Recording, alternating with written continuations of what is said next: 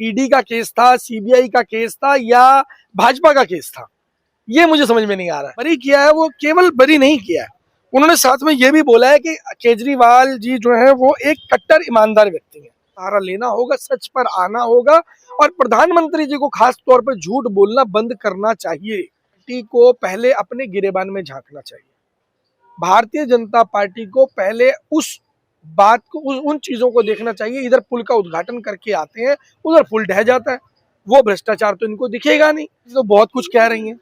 अब रेखा गुप्ता जी जो कह रही हैं वो किस हद तक सच्चाई बोल रही है, किस बिल्कुल भी नहीं करवाएंगे। कहाँ पे ये इनके कैरेक्टर की बात हो रही है, जहां पर देश की प्रतिष्ठा की बात हो रही है, वहां इनको कोई मतलब नहीं। इनको केवल और केवल जब रात को सोएंगे तो राजनीति कैसे करनी है, जब सुबह उठेंगे तो राजनीति कैसे करनी है। देश का बेड़ा गर्क कर दिया इन लोगों ने। सर, केजरीवाल को जिस तरीके से कोर्ट ने बरी कर दिया है और किस तरह से देख रहे हैं? देखिए, अरविंद केजरीवाल जी को जो कोर्ट ने बरी किया है वो केवल बरी नहीं किया है, उन्होंने साथ में ये भी बोला है कि केजरीवाल जी जो है वो एक कट्टर ईमानदार व्यक्ति हैं और उन्होंने पूरे षड्यंत्र का खुलासा भी किया है कि ये सारी चीजें इस तरीके से नहीं हुई थी। जब ये केस हुआ, केवल इस तरीके से नहीं किया गया कि उस व्यक्ति की जांच हुई और उसके बाद में पाया गया कि उन्होंने करप्शन किया और उसके बाद में उनको अरेस्ट किया हो। सबसे पहले क्या किया, इन्होंने ये प्लान किया कि उनको अरेस्ट किया जाए। जब ये प्लान किया अरेस्ट किया जाए, उसके बाद में ये सोचा कि अब क्या क्या एविडेंस फर्जी तौर पर लगाए जाएं, फर्जी तौर पर इस केस के अंदर अटैच किए जाएं और किस तरीके से एक लंब और मतलब कोर्ट की ऑब्जर्वेशन मुझे लग रहा है कि पूरी तरीके से ये भी रही होगी कि अगर बिल्कुल दिल्ली चुनाव से पहले 1 साल 1.5 साल के लिए अगर अरविंद केजरीवाल जी को अंदर किया, जेल के अंदर रखा जाता है और ऐसा एलिगेशन लगाया जाता है जिसके अंदर के शराब बांटने का आरोप, एक संगीन आरोप लगाया गया हो, तो ऐसे में जनता जो है वो अरविंद केजरीवाल जी के खिलाफ हो जाएगी। तो लगभग वो सारी चीजें छन करके सामने आ गई हैं और आज पूरी तरीके से केवल दिल्ली की नहीं और केवल भारत की नहीं, पूरे विश्व में बैठे हुए एक एक देश तक ये संदेश गया है कि केजरीवाल जी जो है वो ईमानदार लोगों की बात करें तो उसमें उनकी गिनती होती है। लेकिन रेखा गुप्ता तो कह रही है कि सबूत मिटाए जा रहे हैं। देखिए, अब रेखा गुप्ता जी तो कह रही है कूड़े का पहाड़ भी हटाया जा रहा है। रेखा गुप्ता जी तो बहुत कुछ कह रही हैं। अब रेखा गुप्ता जी जो कह रही हैं वो किस हद तक सच्चाई बोल रही हैं, किस हद तक रेखा गुप्ता जी की बातों पे हमें रिलाई करना चाहिए, किस हद तक रेखा गुप्ता जी की बातों को सच मानना चाहिए। जैसे कि 25-25 रुपए की बात करी थी कि पिछले साल 8 मार्च को हर महिला के खाते में 25-25 रुपए आने थे। भाई 8 मार्च दोबारा आने वाली हो गई है। सिलेंडर बोला गया था होली दिवाली पे हर घर में देंगे, अभी बोल रहे हैं कि देंगे, शायद उज्ज्वला वालों को देंगे, कैसे देंगे पता नहीं है। भारतीय जनता पार्टी झूठ बोलने में 1 नंबर की झूठी पार्टी है और मुझे ऐसा लगता है कि अगर देश को संभालना है तो भारतीय जनता पार्टी को कहीं ना कहीं सच का सहारा लेना होगा, सच पर आना होगा और प्रधानमंत्री जी को खास तौर पर झूठ बोलना बंद करना चाहिए। प्रधानमंत्री जी, किसी देश का प्रधानमंत्री और भारत जैसे 140 करोड़ देशवासियों के प्रधानमंत्री को झूठ बोलना बिल्कुल शोभा नहीं देता, बिल्कुल शोभा नहीं देता। लेकिन लगातार जो है भाजपा तो ये कह रहे हैं कि हाई कोर्ट में चैलेंज करेंगे आप। देखिए, मुझे तो ये समझ में नहीं आ रहा कि ये केस जो है वो ईडी का केस था, सीबीआई का केस था या भाजपा का केस था, ये मुझे समझ में नहीं आ रहा है। क्योंकि ये चीजें जो भाजपा कह रही है, ये काम तो उन जांच एजेंसियों का था जिन एजेंसियों ने जांच की। दूसरी बात, आप यहाँ पर निचली कोर्ट में कोई एविडेंस नहीं दे पाए।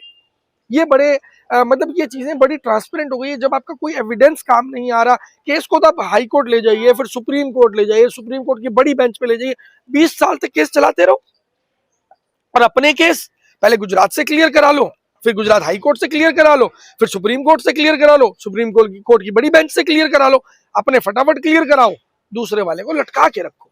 ये है भारतीय जनता पार्टी की असलियत। तो आपको क्या लगता है सर कि भारतीय जनता पार्टी वो नहीं करेंगे? तो वो तो लगातार कल भी प्रेस कॉन्फ्रेंस करके बोल रहे हैं। देखिए, भारतीय जनता पार्टी को पहले अपने गिरेबान में झांकना चाहिए। भारतीय जनता पार्टी को पहले उस बात को, उन चीजों को देखना चाहिए। इधर पुल का उद्घाटन करके आते हैं, उधर पुल ढह जाता है। वो भ्रष्टाचार तो इनको दिखेगा नहीं। जहां पर इनके लोग सार्वजनिक तौर पर वो धाकड़ साहब जो थे, वो किस तरीके से वो नेता कहलाने लायक है। वो जो उन्नाव के एमएलए हैं वो नेता कहलाने के लायक हैं? बृजभूषण शरण सिंह नेता कहलाने के लायक हैं?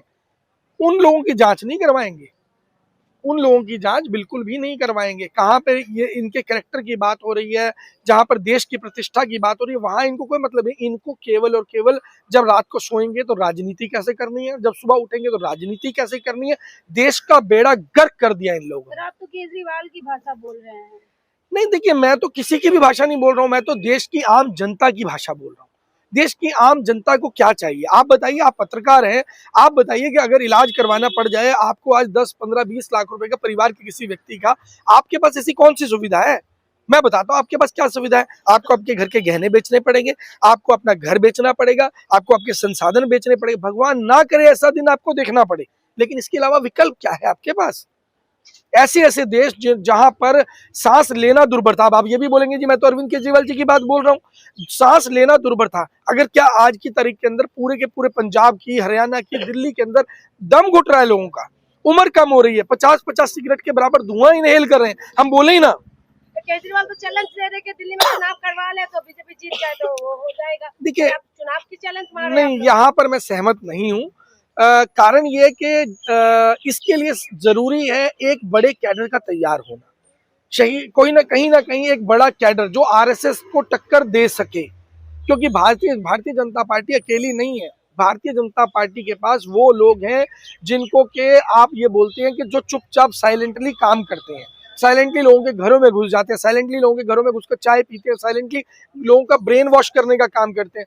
मुझे लग रहा है कि अगर एक चुनाव आज हो भी जाता है तो आरएसएस और उसके अलावा जिस तरीके से पूरे देश के तंत्र पे कब्जा कर लिया गया है, मुझे वाराणसी की घटना याद है। आप नॉमिनेशन फॉर्म भरना तो दूर छोड़ दीजिए, आप उसकी फॉर्म की स्क्रूटनी तो दूर छोड़ दीजिए, आपको नॉमिनेशन फॉर्म तक नहीं मिल पा रहा था वाराणसी चुनाव में, प्रधानमंत्री के क्षेत्र में। किस चुनाव की बात कर रहे हैं आप? चुनाव आज करवा लीजिए, दोबारा भाजपा ही आएगी। इसके लिए देश की जनता को उतरना होगा, रोड पे उतरना होगा, आम जनता को आगे आना होगा। रेखा सरकार तो ये कह रही कि दिल्ली की हमने दशा और दिशा दोनों बदल दी है।